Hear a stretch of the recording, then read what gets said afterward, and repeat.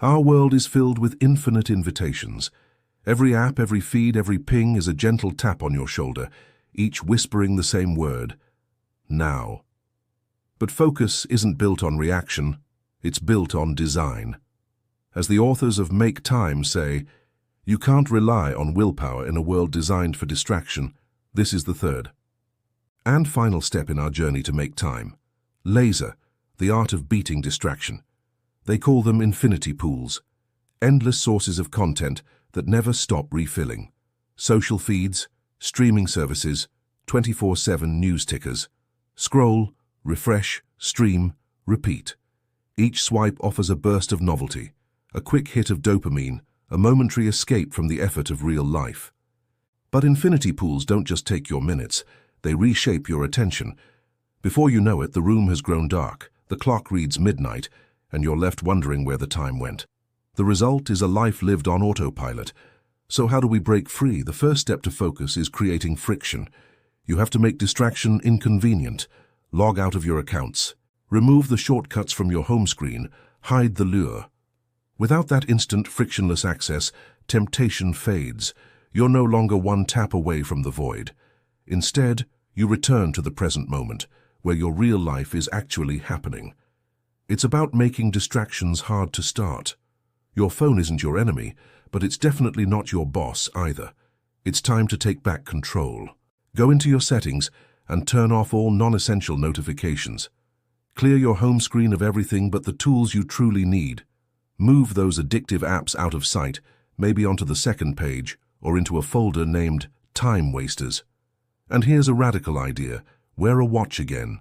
That way you can check the time without the risk of falling into the digital whirlpool. You don't have to disconnect completely. You just have to choose when to connect. Control your inputs and you will reclaim your outputs. A powerful way to do this is to skip the morning check-in. Don't let the first thing you see be someone else's agenda. Let your own priorities guide the start of your day. Wait before diving into messages. Decide when to engage, not the other way around. Every pause becomes a declaration. I choose focus over noise. Your inbox is not your to-do list. It's a list of other people's priorities for you. Stop letting it dictate your day. Check it on your schedule, not theirs. Maybe it's once a day. Maybe it's once a week for non-urgent matters. You'll find that slowing down your communication actually speeds up your clarity. The less you chase messages, the more meaning you can make in your own work and life. Be slow to respond and fast to live. Entertainment isn't the enemy, but the autopilot behavior it encourages can drain our energy and time. The key is to turn watching into a conscious choice, not a default activity. Instead of endlessly scrolling through streaming libraries, replace it with an occasional show or movie that is truly worth your undivided attention. Make it an event. Watch deliberately. Enjoy it fully. Then, turn it off and go live your own story. This brings us to flow, that quiet, magical state of total focus where time seems to fade away and only the work remains. How do you find it? You have to create the right conditions. Shut the door to your workspace. Set a timer for a dedicated block of focus. Start on paper if you can. It helps avoid the distractions built into digital tools. Protect the simple silence that focus requires. It's when everything else disappears that what remains feels truly meaningful.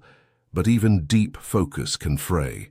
When distracting thoughts rise to the surface, an errand you forgot, a message you need to send, don't react. Write them down on a notepad and get back to your task. If you feel stuck, just be bored for a minute. Notice your breath. Let that stillness rebuild your attention.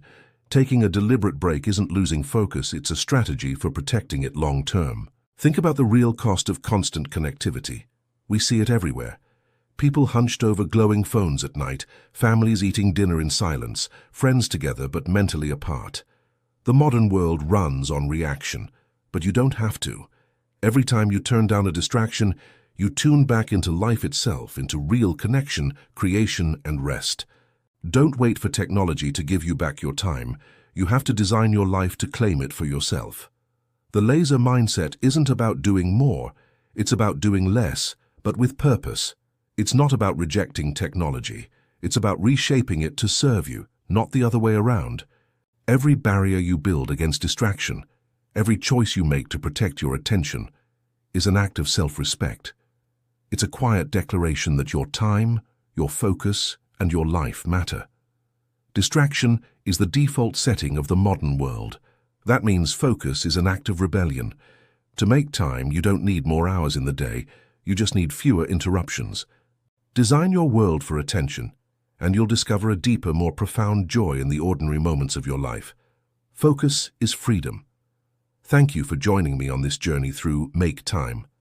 I hope these strategies help you find more focus and joy in your days. If you found this useful, please give it a like and don't forget to subscribe for more content on living intentionally. See you next time.